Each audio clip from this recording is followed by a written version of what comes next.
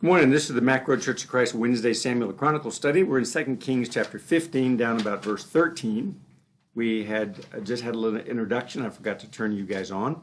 Sorry about that. But we are taking a look now at verses 13. In 2 Kings 15, 13, Shalom is who we're reading about. And so it says down here in 2 Kings 15, and down at verse 13, remember that Shalom followed Zechariah, and Zechariah was the fourth generation of Jehu's children. And so now Shalom, who's from a different dynasty of Israel, it says, Shalom, son of Jabesh, became king in the 39th year of Uzzah, king of Judah. Now remember that Uzzah is the guy down here, the same guy as Uzzah and Azariah. So he becomes king during Uzzah's 39th year, and he reigned 1 month. So he didn't reign very long. He just reigned a month. And then Menahem, sons of Gadi, went up from Tirzah and came to Samaria and struck Shalom, son of Jabesh, in Samaria and killed him and became king in his place. So Shalom, the son of Jabesh, became king after he killed Zechariah, but he only reigned 1 month. So he reigned 1 month in Samaria, and then Menahem, son of Gadi, went up and basically killed him and became king. And so that's who you have next then on here that we're looking at, is this guy Shalom, and he's right there in that little sliver like I told you. And it says, and he became king in his place. Now the rest of the acts of Shalom and his conspiracy which he made, behold, they are written in the book of Chronicles of the kings of Israel. Then Menahem struck Tipshah and all who were in it and its borders from Tirzah, because he did not open to him. Therefore he struck it and ripped up all its women who were with child. And if you remember back here in 2 Kings chapter 8 and about verse 12, when Elisha is talking to the king of Samaria, who's going to be king, and he begins to weep in Hazael,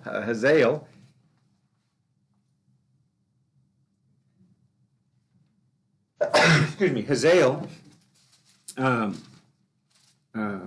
going to be king of Aram, says, "Why does my Lord weep?" And Elisha said, then he answered, "Because I know the evil that you will do to the sons of Israel. Their strongholds you will set on fire, and their young men you will kill with the sword, and their little ones you shall dash in pieces, and their women with child you will rip up." And so basically that's what they would do whenever they would. That was in 2 Kings 8:12. And basically what that shows you is that's what the enemy would do when they would come in. They would come in and just destroy everybody, kill everybody, and then they would also kill the prodigy that are coming out next. And, you know, we read that today, and we go, wow, you know, that's a time of war, but that's really terrible. But yet that's what's happening in America every day. In America, ladies who, you know, use abortion as a birth control method rather than abstinence, as if they can't abstain, that's what they're doing with their children. They're basically having the doctor come and just, you know, rip the baby out. And in America, of course, we're having this discussion now because of this ruling that's supposed to come out about abortion. And so even as that ruling is coming out, there are states that are saying we're going to still allow it. And so it hasn't ended. It doesn't end. Immorality doesn't end just because you legislate it. And so that's what you have. But it's interesting that, you know, you read this and you think how terrible, but yet nobody thinks how terrible when individuals, you know, have abortions. And I'm not even talking about abortions from the standpoint of health reasons or anything like that, which doesn't mean I agree with them. But I'm not even talking about them. I'm just talking about people who just get abortions when they're, you know, in their 6th, 7th, and 8th month, and now pretty much they can say they can do it all the way up until the baby comes out. And so it's basically the way they view it is it's a matter of location. Since you're not in our world, therefore you're not alive, they say. So if you're in some other world, then you're not alive. I wonder what's going to happen when they send spacemen to another world. Are we going to say they're not alive? Anyway. I thought there was a cutoff on that. You Not anymore. Not abort after. Not anymore. Matter of fact, some of them believe you can abort your baby even after it's born. I want to Yes. ask a question about this portion Okay. of the scripture. All right. When it says, because they did not open to him, what was that they They talking were about? not pleased that he was the king. They're like, you're not going to rule over us. Right. You're going to be our king. Right. So he came in and destroyed them all. So they were saying, so he- Manana, yeah. whoever, Manahem? Menahem, yeah. Manahan? Yeah, if you notice on your chart, Menahem is the next king. And so basically he kills Shalom, right? When he kills Shalom, you can kill the king, but if the people don't accept you, then you have to do something. You either have to kill them or you have to figure out a way to get them on your side. And so since these people didn't want to agree with his rule and his reign, he went in and killed them. Oh, And so he's killing his own people just for the standpoint of trying to be accepted. And so that's what you have that's going on there. Okay. And so basically he's making an example of them. If you don't follow me, this is what's going to happen to you too. So because you either persuade them, through negotiation, or you persuade them through violence, and basically that's what he chose. And so that's why you have that there, if that helps. it does. Okay. Now, verse 17. It says, in the 39th year of Azariah, king of Judah, that's the same guy as Uzziah. Azariah and Uzziah are the same individual. He says, Menahem, son of Gadi, became king over Israel and reigned 10 years in Samaria. Now, the New American Standard has reigns 10 years in italics, okay, which means that it's not, as far as they're concerned, it's not in the original text of this particular verse, but most people believe that's how long he reigned, and there'll be some evidence a little bit later on, but just wanted to point that out. Verse 18 says, he did evil in the sight of the Lord. He did not depart all his days from the sins of Jeroboam, the son of Nebat, which he made Israel sin. And so basically he was a wicked king. That's why you have him shaded in there. And then it says, and Pul, king of Assyria, came against the land. And Menahem gave Pul 1,000 talents of silver, so that his hand might be with him to strengthen the kingdom under his rule. Then Menahem exacted the money from Israel, even from all the mighty men of wealth, from each man 50 shekels of silver to pay the king of Assyria. So the king of Assyria returned and did not remain there in the land. Now the rest of the acts of Menahem and all that he did, are they not written in the book of the Chronicles of the kings of Israel?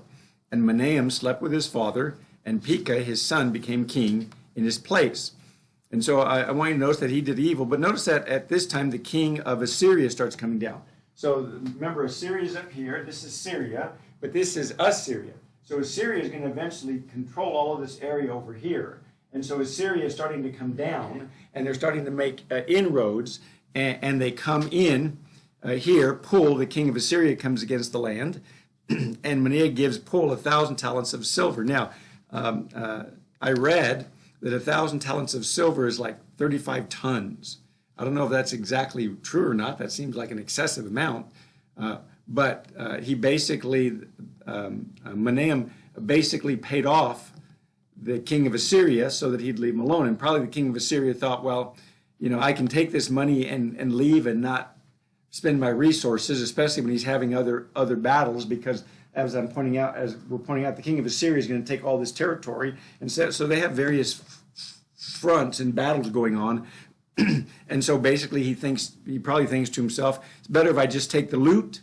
I can always come back later anyway and take whatever I want later, but at least he's got these 1,000 talents of silver in his hand that he can use in order to fight.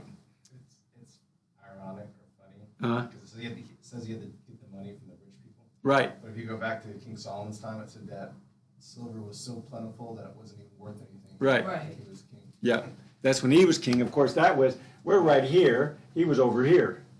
So a number of years have gone by. a number of times, this, especially Israel, had been devastated by various nations that would come in, they'd have to pay them tribute and stuff. So they were, they weren't as rich as they used to be. But one of the things that it does say in verse 20 is that Manahem exacted the money from Israel, even from all the mighty men of wealth, from each man 50 shekels of silver to pay the king of Assyria. And so basically, as I tell you all the time, one of the reasons that God didn't want Israel to have a kingdom was why? Why didn't God want Israel to have a kingdom? Because he was their king. Well, he was their king. What? Use them. He's going to use them. He's going to take their stuff. God, our King, wants to bless us with stuff. God doesn't make us give our firstborn, the most valuable things that we have. He doesn't demand our money. Although some people say, well, God, asked for a tenth. Actually, in the New Testament, there's no place where it says you give God a tenth. That was in the Old Testament, where it says that you give God a tenth. In the New Testament, it just says give cheerfully and give. As you prosper. Yeah, but as you prosper. But he also says don't give sparingly. In other words, give liberally. Be gracious, and God will bless you and make sure that you have enough. But God didn't want them to have a king because the king is going to use their resources, their children, their property, and so here you see it happening, right? And where do you take the money from? You take it from the rich, right? Because the rich are rich and they're greedy and they only care about themselves, and that's why they're rich. Mike, I got a note that says the talents amounted to $20 million. That's, I guess, yeah, and that was when that book was written. So it was probably more now. But the point I'm making about the rich is that in our culture, if you're rich, you're considered bad. If you're a corporation, you're considered bad. You're cheating the people. You're taking money from them. It's bad. Well, I hope we all understand that our world runs on economy. That's where our world runs. If there's no businesses, what happens to you?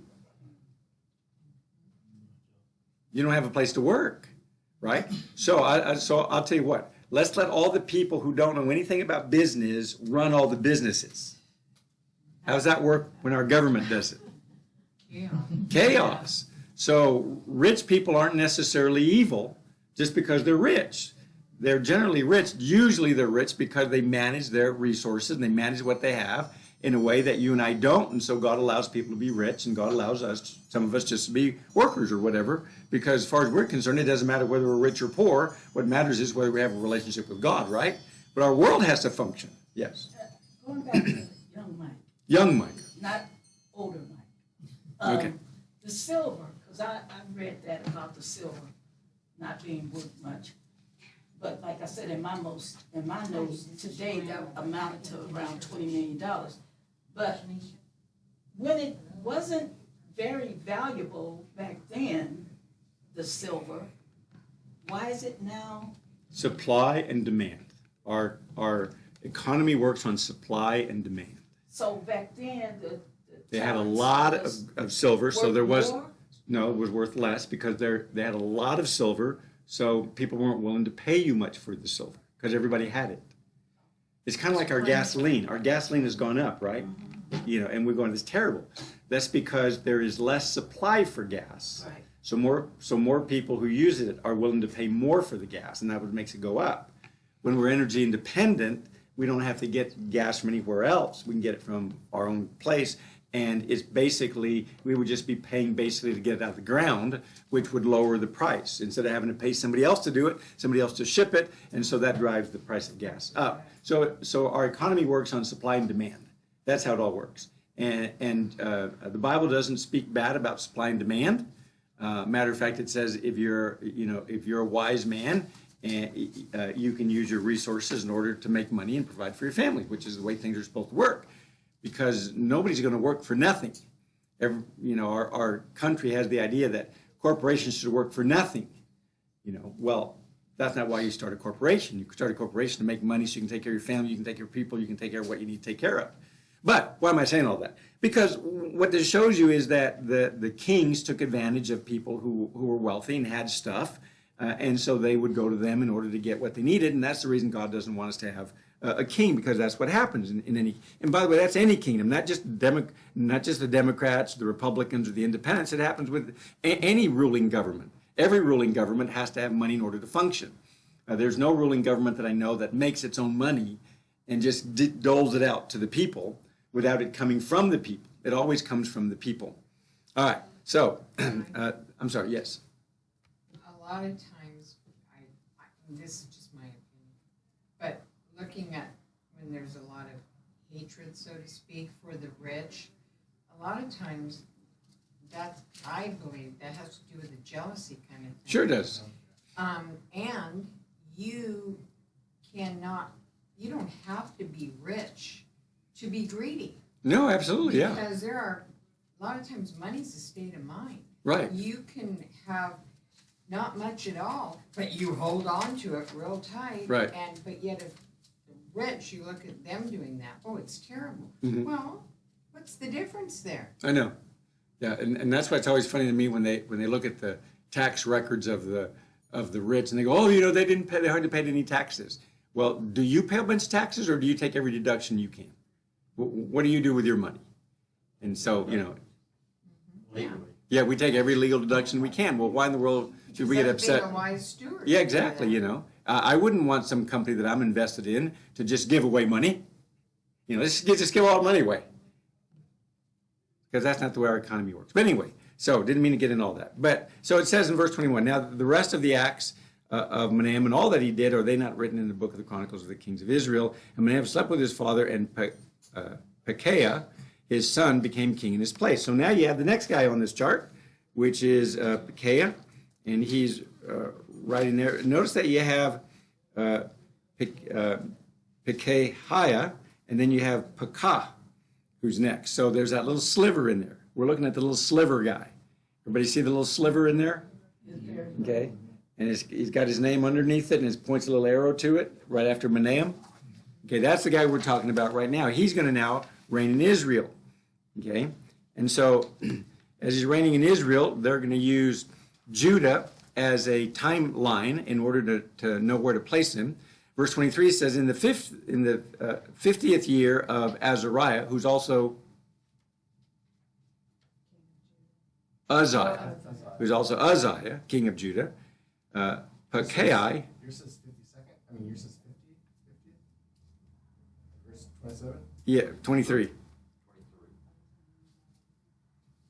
Oh, okay, sorry. Okay, yeah. In the 50th year of Azariah, king of Judah, Pekahiah, son of Menahem, became king over Israel in Samaria, and he reigned 2 years. So he reigns 2 years. He did evil on the sight of the Lord. He did not depart from the sins of Jeroboam, son of Nebat, which he made Israel sin.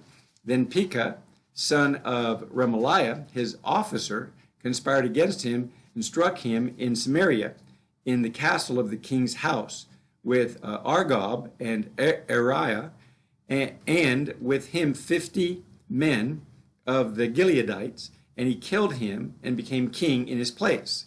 Now the rest of the acts of Pekahiah and all that he did, behold, they are written in the book of the Chronicles of the Kings of Israel. And so Pekahiah became king, and he only reigned 2 years. And notice that it says he did evil because he continued in the same thing that Jeroboam continued in. But notice also that his officer, Pekah, killed him and conspired against him, along with, in the king's house, along with the Gileadites. Now, you remember who the Gileadites were? Who are the Gileadites? They're basically the king's bodyguards. That's who the Gileadites are supposed to be. Every once in a while, you'll read about the Gileadites in the various kings, and the Gileadites are basically their bodyguard. So if you have the bodyguard killing the king, what kind of king do you think he was? Wasn't liked. Yeah, wasn't real popular, was he? For whatever reason. And so they ended up killing him along with Pekah. Pekah probably started the movement, and they went along with him and went ahead and did it. And he became king. And so he becomes king, and just mentioned the rest of the acts of Pekahiah. Now we're at Pekah. Now Pekah is a little bit longer reign, if you notice. He's actually the second ruler before Israel, the 10 northern tribes fall. So now we're at Pekah. So we're like right here, right in there, where we're at, right? Okay. Now, in verse 27, it says, in the 52nd year of Azariah, king of Judah, Pekah, son of Remaliah, became king over Israel in Samaria and reigned 2 years. So his reign was all, I'm sorry, 20 years. Sorry, I read that wrong. 20 years. And so he had one of the longest reigns towards the end, other than Hoshea.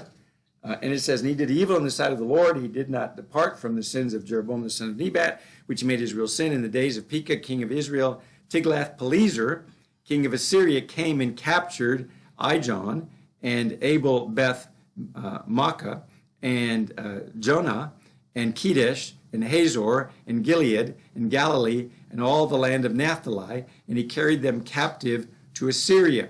So during this guy's rule from Pekah, you had Tiglath-Pileser, and Tiglath-Pileser comes from Assyria, and he basically comes down and he conquers most of this area down here. He conquers this, so he conquers a lot of Israel, and he comes and he takes his people and he brings them there. Now, he hasn't fully eliminated Israel yet, the 10 northern tribes, but he's starting to do that. And that's what you start to see here with his Tiglath-Pileser, the king of Assyria. That's Pul, isn't it? I'm sorry? Isn't he Pul? Tiglath-Pileser? Yeah.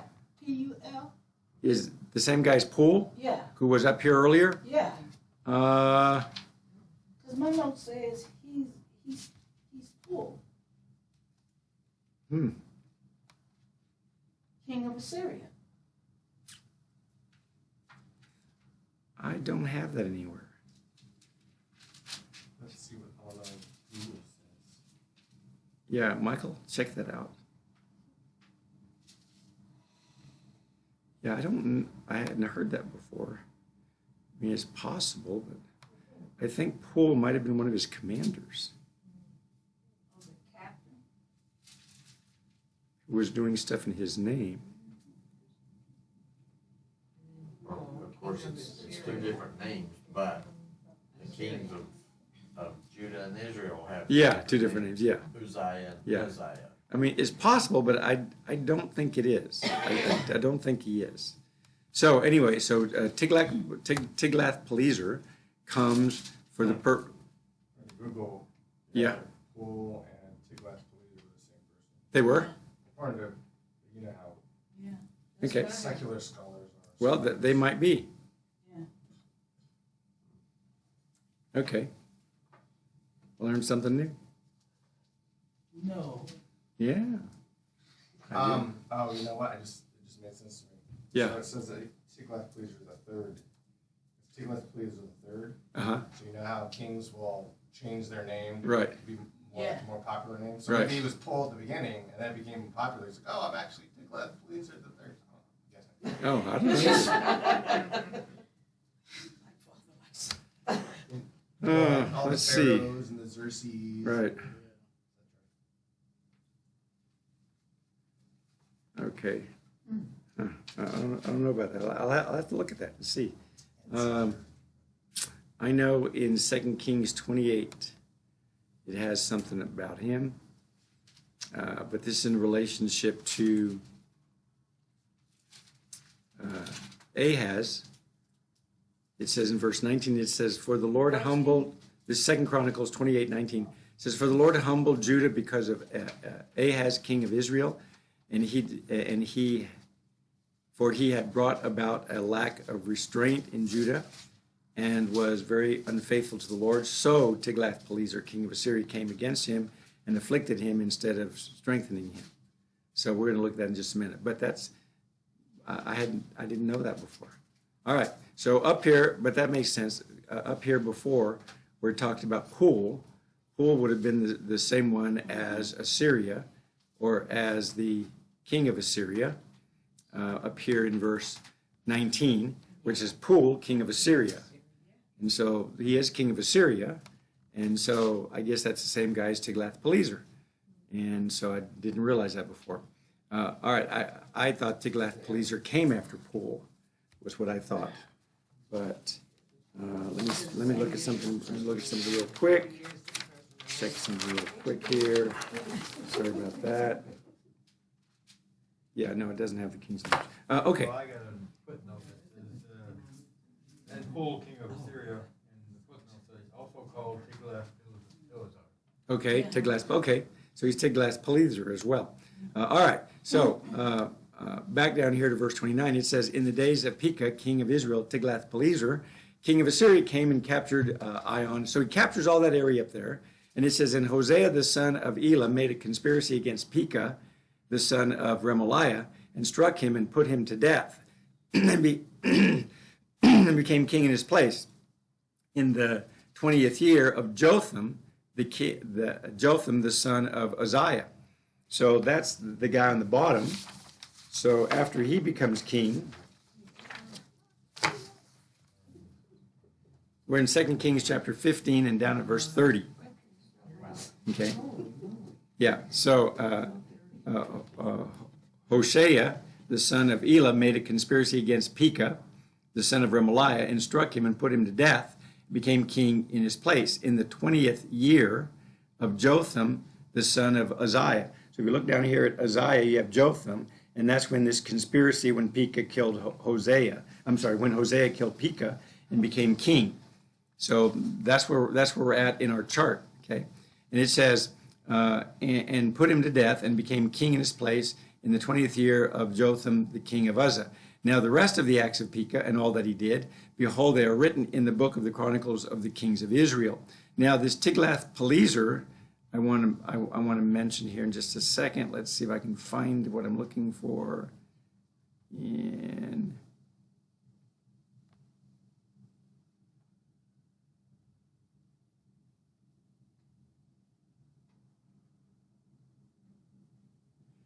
In Isaiah 7,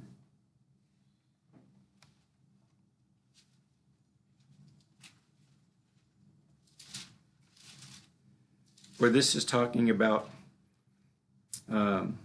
most of us remember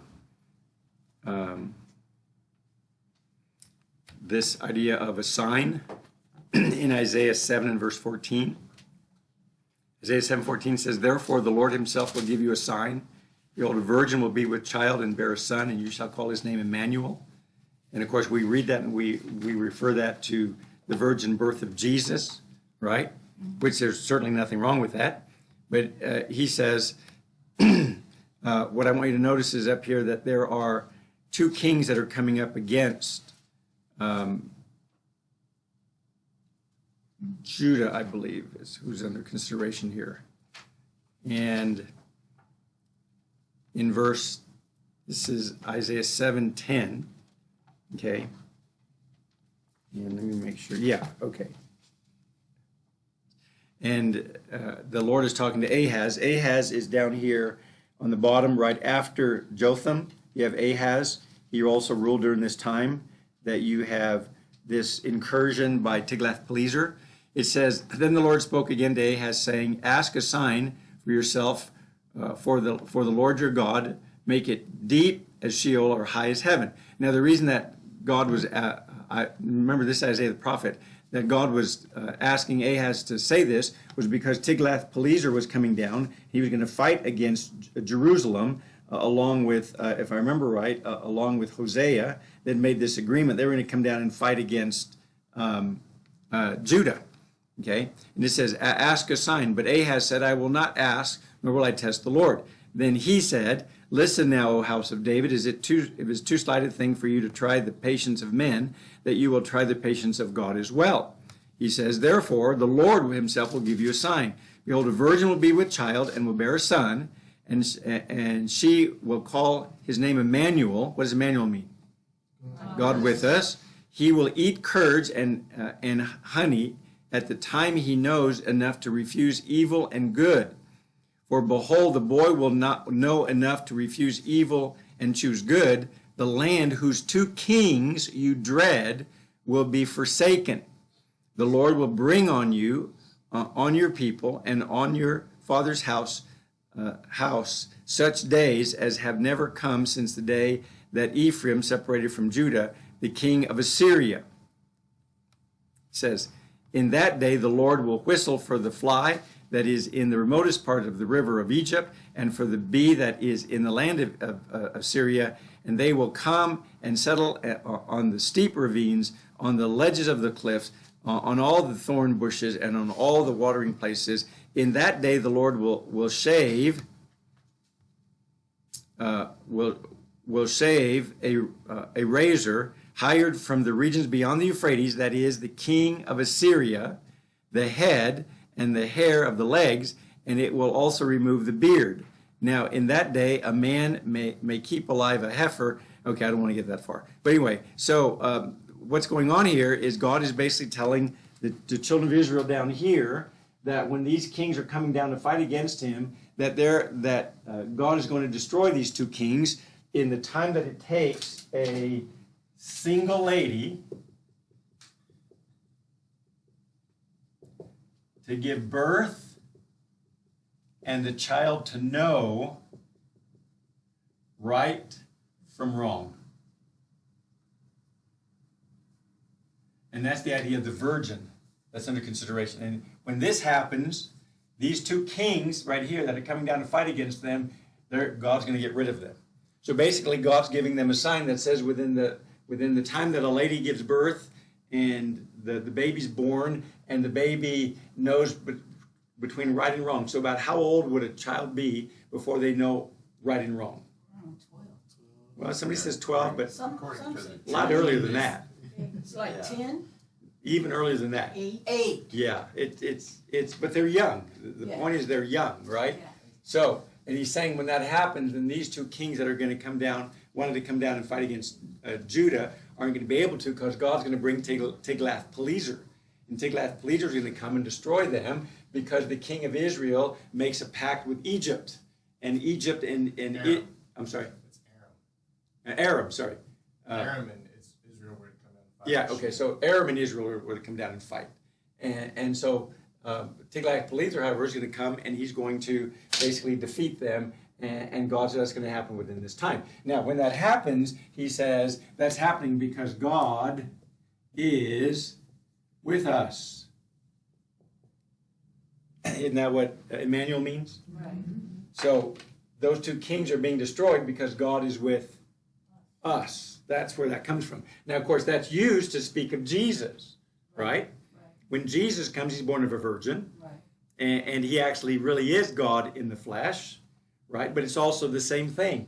During his time, he's getting ready to destroy the enemy so that God's people can be freed. Just like here, this enemy had to be destroyed for God's people to be freed. And so when Jesus comes and dies on the cross, of course, then he frees us from our enemy, and we're delivered from the Satan who binds us. And so you have the same kind of analogy, except over here you have it fulfilled in a more literal sense than you do here. Okay, yes. Going back to that year, which king was that was hid and he became king at the age of 8? Was Jehu, it 8? Joash. Joash? So you're maybe looking at that age? Or why would they bring him out at that age, I guess is my question. Well, I don't know why they would bring Joash out at that age, but at that age they figured that he could do some of the activities, especially since he's being guided by the priest. Okay. Now, most people think that the idea of right and wrong, the kids knowing right and wrong, is like 4 or 5 years old. Now, that doesn't mean they know everything right and everything wrong, but they know the difference between right and wrong a little bit. So, but, we can argue about that. But the point is that by the time that happens, those two kings are going to be destroyed. And that's what he's talking about. And so that's this Tiglath-Pileser that you see coming in over here that's slowly starting to take care of these kings that are up here. Okay? All right. So back over here to 2 Kings 15. And down here at verse 30 it says, and Hosea the son of Elah made a conspiracy against Pekah, the son of Remaliah, and struck him and put him to death, and became king in his place in the 20th year of Jotham, the son of Uzziah. Now the rest of the acts of Pekah and all that he did, behold, they are written in the book of the Chronicles of the Kings of Israel. Now verse 32. In the 2nd year of Pekah, the son of Remaliah, king of Israel, Jotham, the son of Uzziah, king of Judah, became king. So now we're down here at Judah, and we're looking at Jotham, who's down here right after Uzzah or Azariah. You have Jotham. See where Jotham is down there? Okay, that's who we're looking at right there. So this is in the 2nd year of Pekah, the son of Remaliah. That's when Jotham becomes king. He was 25 years old when he became king, and he reigned 16 years in Jerusalem. And his mother's name was Jerusha, the daughter of Zadok. He did what was right in the sight of the Lord. He did according to all that his father Uzziah had done. Only the high places were not taken away. The people still sacrificed and burned incense on the high places. He built the upper gate of the house of the Lord. Now the rest of the acts of Jotham and all that he did, are they not written in the book of Chronicles? Okay? They're not written in the book of the Chronicles of the Kings of Judah.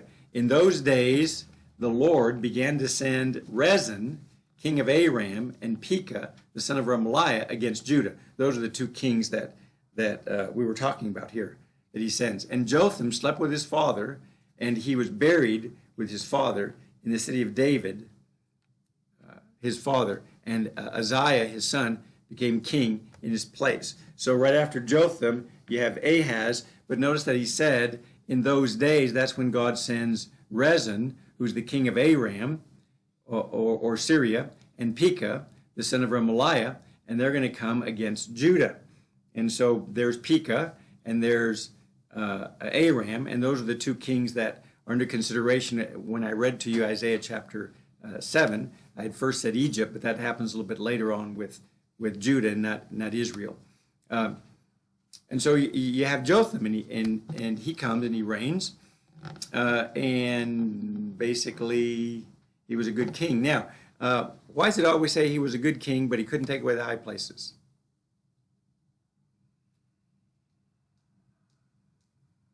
I guess because, like you said, when a person is accustomed to doing something, it's hard for them to dismiss that. Okay, the other thing is, what do high places refer to? Idol worship. High places. Yeah. They refer to high places. They refer to mountains, hills, literally. And so it's hard to remove a mountain. What they did on those mountains was they would worship idols. It's just like in the Aztecs, they built their big towers, you know. Ziggurats, that's the name, ziggurats. And they would offer human sacrifice way up on the top. Okay, well, why would they offer way up on the top? Well, why not just do it on the ground? Because they think they're closer to God. So it's hard to remove high places. You know, they're still going to be there, but the thing is, are the people worshiping idols, or are they worshiping God there? And that's part of where the heart comes in. Josiah's going to tear them all down. Josiah already showed up. No, Josiah's a lot. Oh, no, I'm sorry. Oh, Josiah, yeah. He's the one that's going to tear them all down. Yeah, he Right. was a good king. Right. He's going to tear down the idols that are there on them and the monuments that are there on them. But that's what the high places are, because they're just places where people would go and worship. And, of course, the more you go, the more people go, the more they set stuff up. Right? Okay. With the southern kingdom, we know that the house of Judah ruled. Right. And in the northern kingdom, it's like some kind of dynasty changes. They were all different. So there were no particular tribe for the northern kingdom. No. Okay. And then I don't know. In the days of Jesus, we realized that most of the northern kingdoms became the Samaria, a mixture of the Assyrians. Right. Exactly. And And we're going to see that in the next chapter, I believe, or no, in 2 Kings 17, we're going to see that Assyria comes and basically takes all this and owns it all. And so Samaria is right here, and they come and they basically take these people away and put their people back in here.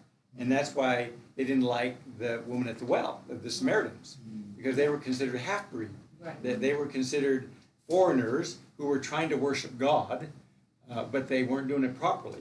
And of course, to the Jewish people, that was really bad. Matter of fact, if you were traveling up to Galilee and you were a faithful, honest Jew, when you got up here, you would cross over the Jordan River, come up here, and then cross back over the Jordan River so that you didn't have to go into Samaria. That's what they would do. And matter of fact, when Jesus was coming down, remember he wanted to go through Samaria, and his disciple says, they're not going to receive you, right? Remember that? Right. That's why they wouldn't receive him, because that's, the Jews generally didn't care about the Samaritans, yes. So at that time, were there particular tribes that were missing? Because Well, all of the tribes were actually represented in Jerusalem, when Jesus was, but their territory was not. oh, okay. Yeah, because if you remember, in when Jesus was presented in the temple, there was Anna, who was, if I remember right, she was from the tribe of Dan. I think she was there. And Paul. Well, Benjamin. Paul was Benjamin, but Benjamin was part of Judah. Those were the two tribes that were left. There's That's Benjamin right. and Judah. Yeah, that's. Southwest, I thought it was. Yeah, no, it's Benjamin and Judah that God gave Judah one You only tribe. had two, and that was Right. Benjamin and Judah. Right, yeah. The other one was- But the other tribes are pretty much represented, because what happened was, one of the things that happened is when the northern tribes started doing their idolatrous worship, a lot of the faithful people went down to Jerusalem to live. And so they went down there to live. But the territory never has been God's again. Until, of course, we declared it God's in 1940 or whenever that happened. All right. But the thing to remember is that during this time that God brings Rezin, the king of Aram, and Pekah, the son of Remaliah, against Judah. And so that's when Isaiah chapter 7 comes along, gives him the story about the virgin who's going to have a child, and then Jesus takes that, or the New Testament takes that and uses it in the New Testament. All right, and so Jotham slept with his father, and he was buried with his father in the city of David, and Uzziah, his son, became king in his place. So now you have Uzziah down here. We're all the way to Uzziah, and Uzziah is going to be close to the end of the northern kingdom. So now, 16. Excuse me. Yes, sir. Is Ahaz and Uzziah the same person? Because my book is reading Ahaz and you read it Uzziah. Sorry, Ahaz. Yeah, I have Yeah. it as. Thank you. Okay. I think I am These reading. kings keep changing. Yeah, I think I am reading that one. Let me see it. Let me make sure. Yeah, it's Okay. Ahaz. I have Ahaz in 1538. You print that up. Yeah, I'll send it to my dad. And Ahaz, yeah, I think I'm just pronouncing it wrong. So it's Ahaz, the son, became king in his place. Wanted clarification. Thank you. I'm glad you said that, because all these names are definitely confusing, especially when I try to pronounce them. All right, now in chapter 16, verse 1. In the 16th year of Pekah, the son of Remaliah, Ahaz, the king of Jotham, the son of Jotham, king of Judah, became king. Ahaz was 20 years old when he became king, and he reigned 16 years in Jerusalem. And he did not do what was right in the sight of the Lord, his God, as his father David had done. But he walked in the way of the king of Israel, and he even made his sons pass through the fire, according to the abomination of the nations whom the Lord had driven out from before the sons of Israel. He sacrificed and burned incense on the high places and on the hills and under every green tree. Then Rezin, king of Aram, and Pekah, son of Remaliah, king of Israel, came up to Jerusalem to wage war, and they besieged Ahaz, but could not overcome him. At that time, Rezin, king of Aram, recovered Elath and Aram, and cleared the Judeans out of Elath entirely, and the Arameans came to Elath and have lived there to this day. So Ahaz sent messengers to Tiglath-Pileser, king of Assyria, saying, I am your servant and your son. Come up and deliver me from the hand of the king of Aram and from the hand of the king of Israel, who are rising up against me. And Ahaz took the silver and the gold that was found in the house of the Lord and in the treasuries of the king's house, and sent a present to the king of Assyria.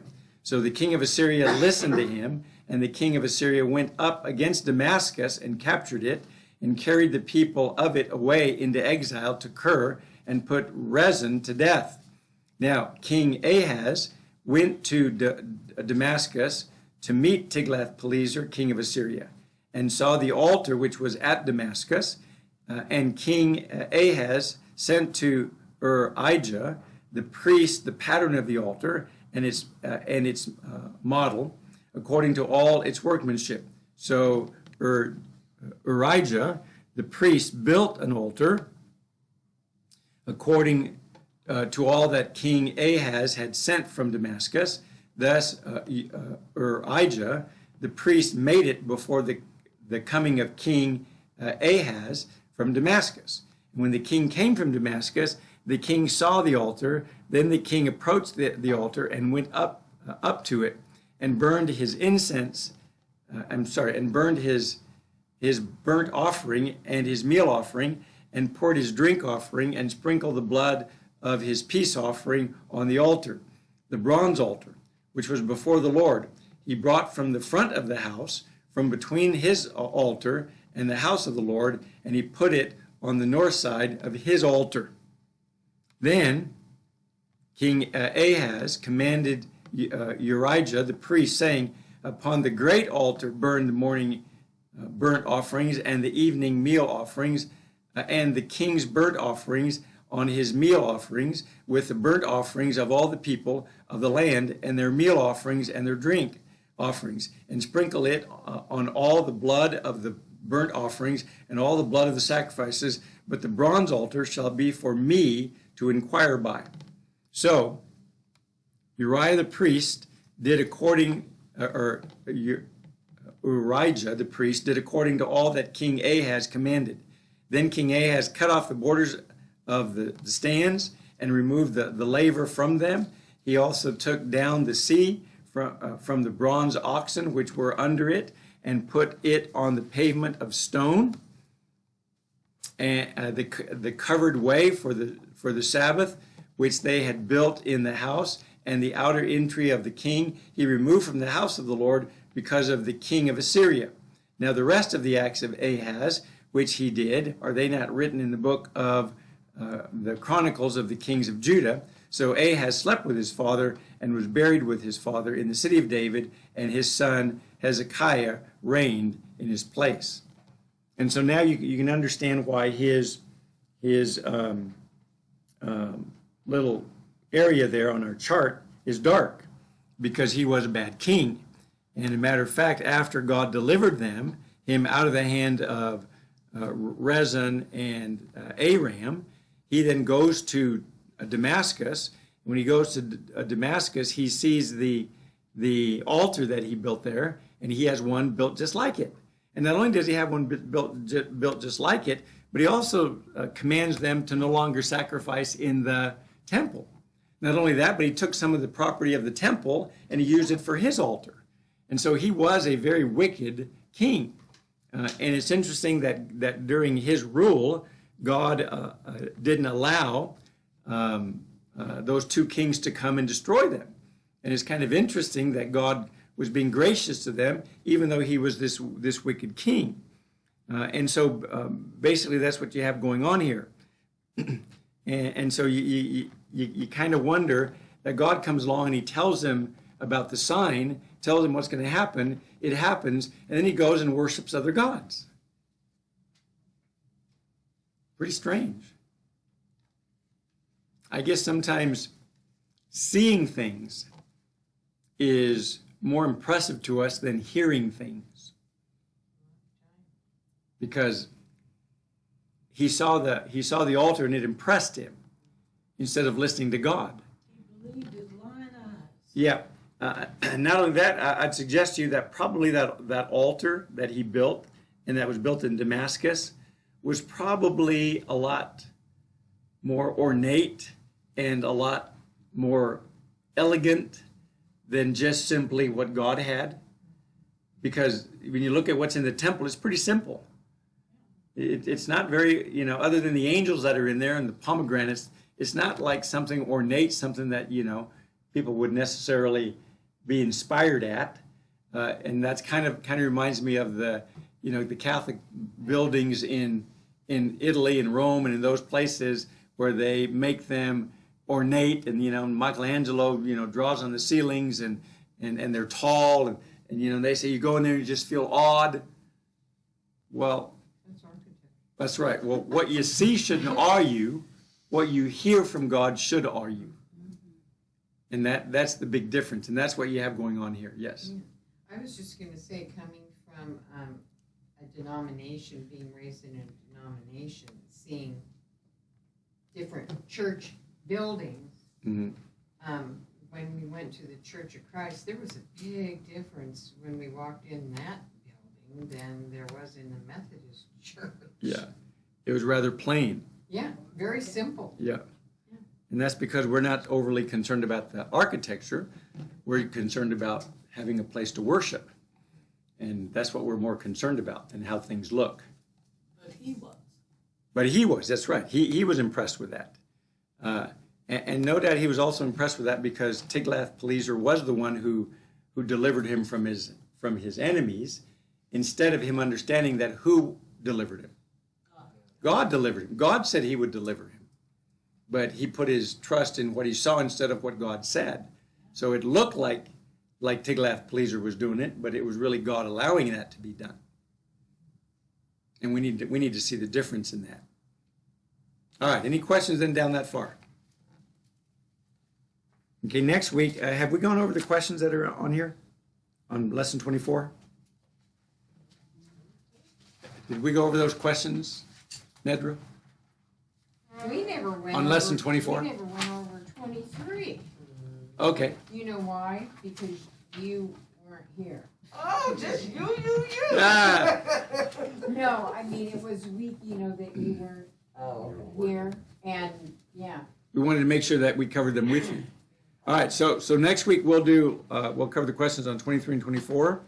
So somebody remind me next week, okay? Anything else needs to be mentioned or said?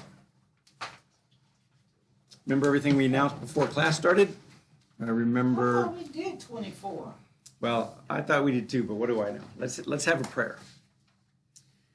Lord God and Father in heaven, we just thank you so much for the information that you have recorded for us and that you have preserved for us about your activity in the world. Because often, Father, we think that you don't act in the world, that somehow we're here by ourselves and left alone, and that you only care about spiritual things, and so therefore the world we live in is not a concern to you. But we see, Father, the activity that goes on in the world is a concern to you. We're thankful that you are concerned with what happens in our world, and we pray that we might be more impressed, Father, with what you say than things that we see, that we would be more faithful to your word and not so much to the things that happen in the circumstances that we see. We pray that you would forgive us for our sins. We're thankful for the grace that we see in all of the pages of your book and how you deal with us who are sinful and yet provide for us. We thank you for everything. In Jesus' name we pray. Amen.